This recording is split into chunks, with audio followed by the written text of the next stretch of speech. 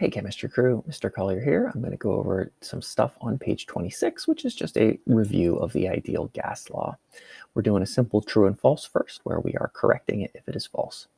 So real gases behave like ideal gases, except, and this is looking at temperature, at very low temperatures, gases start to behave differently because they're so close together at those low temperatures that the behavior is changed. The gas constant R is 0.0821 when pressure is in not kilopascals, that should be atmospheres. Those are the units we've been using in the ideal gas law. Number 3, as more gas particles are added to a container, there are more collisions, right? As you add more gas particles, they're going to collide more often because there's more of them. The number of moles of gas is inversely, nope, that's false. They are directly proportional to its volume.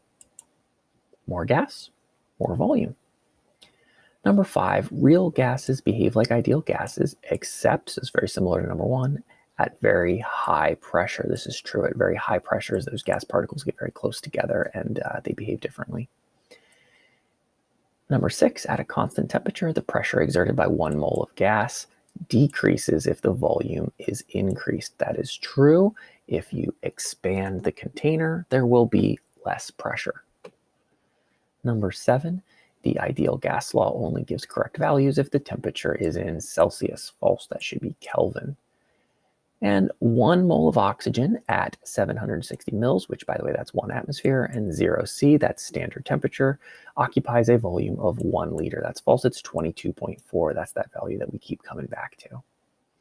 Finally, we're going to match some different values to the different measurements we can make about gases. So moles, we are going to measure moles in moles. That's how we're going to do that.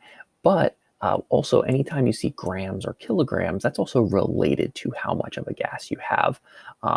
It's not exactly the same, but they're directly related. Next up, we've got volume.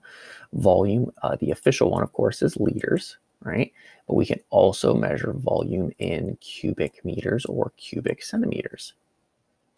Next up, pressure. Lots of different units for pressure on here. We've got millimeters of mercury, G atmospheres, that's the official one, pascals and kilopascals, and torr, all of those, which just leaves the 3 units for temperature, and you can see them not highlighted now: Celsius, Kelvin, Kelvin being the official one, and Fahrenheit. That should be everything you need for page 26. Let me know if you have any questions.